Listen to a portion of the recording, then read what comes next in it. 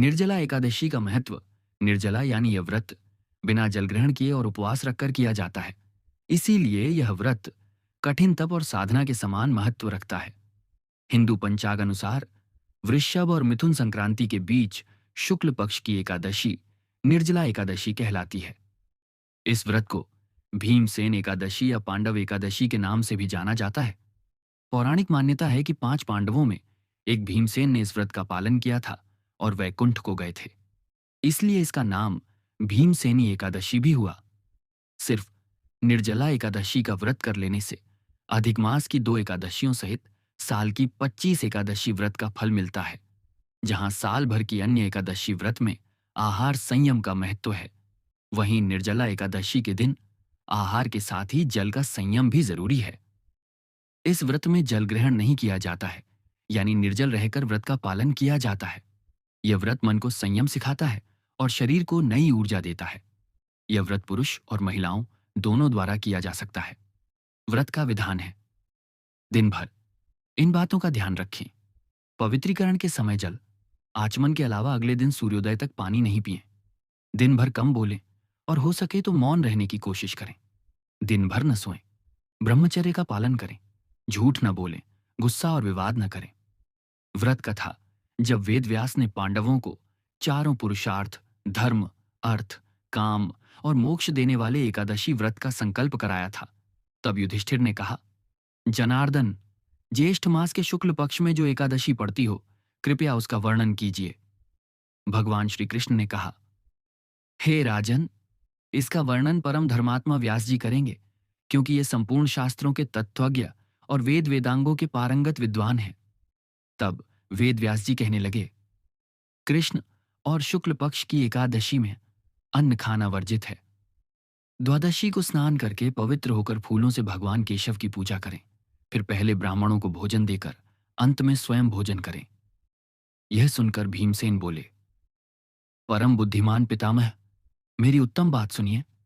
राजा युधिष्ठिर, माता कुंती, द्रौपदी, अर्जुन, नकुल और सहदेव ये एकादशी को कभी भोजन नहीं करते तथा मुझसे भी हमेशा यही कहते हैं कि भीमसेन एकादशी को तुम भी न खाया करो। परंतु मैं उन लोगों से यही कहता हूं कि मुझसे भूख नहीं सही जाएगी। भीमसेन की बात सुनकर व्यासजी ने कहा, यदि तुम नरक को दूषित समझते हो और तुम्हें स्वर्गलोक की प्राप्ति अभीष्ट है, और तो दोनों पक्षों की एकादशियों के दिन भोजन नहीं करना।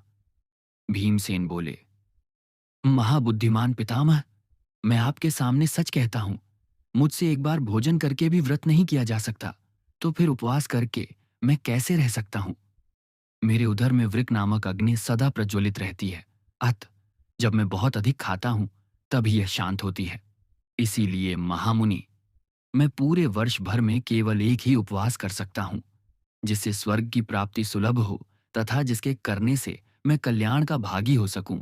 ऐसा कोई एक व्रत निश्चय करके बताइए, मैं उसका यथोचित रूप से पालन करूंगा।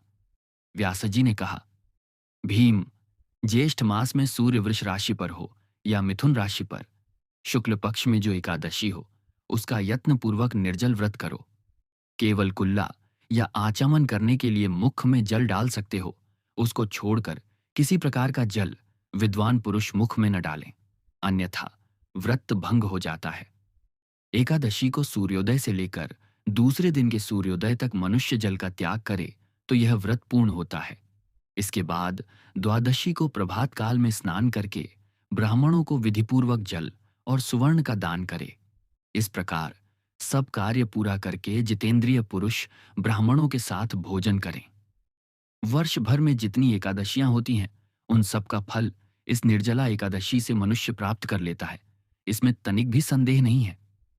शंख, चक्र और गदा धारण करने वाले भगवान केशव ने मुझसे कहा था कि यदि मानव सबको छोड़कर एकमात्र मेरी शरण में आ जाए और एकादशी को निराहार रहे, तो वह सब पापों से छूट जाता है। कुंती नंदन, निर्जला एकादशी के दिन श्रद्धालु स्त्री पुरुषों के लिए जो विशेष दान और कर्तव्य विहित हैं, उन्हें सुनो। उस दिन जल में शयन करने वाले भगवान विष्णु का पूजन और जलमयी धेनु यानी पानी में खड़ी गाय का दान करना चाहिए।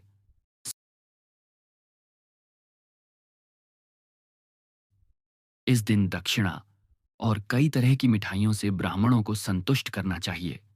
उनके संतुष्ट होने पर श्रीहरि मोक्ष प्रदान करते हैं। जिन्होंने श्रीहरि की पूजा और रात्रि में जागरण करते हुए इस निर्जला एकादशी का व्रत किया है, उन्होंने अपने साथ ही बीती हुई 100 पीढ़ियों को और आने वाली 100 पीढ़ियों को भगवान वासुदेव के परम धाम में पहुंचा दिया है।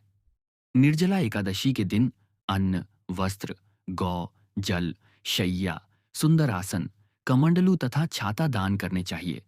जो श्रेष्ठ तथा सुपात्र ब्राह्मण को जूता दान करता है, वह सोने के विमान पर बैठकर स्वर्गलोक में प्रतिष्ठित होता है। जो इस एकादशी की महिमा को भक्तिपूर्वक सुनता अथवा उसका वर्णन करता है, वह स्वर्गलोक में जाता है। चतुर्दशी युक्त अमावस्या को सूर्य ग्रहण के समय श्राद्ध करके मनुष्य जिस फल को प्राप्त करता है, वही फल इस कथा को सुनने से भी मिलता है। भीमसेन, ज्येष्ठ मास में शुक्ल पक्ष की जो शुभ एकादशी होती है, उसका निर्जल व्रत करना चाहिए। उस दिन श्रेष्ठ ब्राह्मणों को शक्कर के साथ जल के घड़े दान करने चाहिए। ऐसा करने से मनुष्य भगवान विष्णु के समीप पहुंचकर आनंद का अनुभव करता है। इसके बाद द्वादशी को ब्राह्मण भोजन कराने के बाद स्वयं भोजन करे। जो इस प्रकार पूर्ण रूप से पापनाशिनी एकादशी का व्रत करता है, वह सब पापों से मुक्त हो आनंदमय पद को प्राप्त होता है।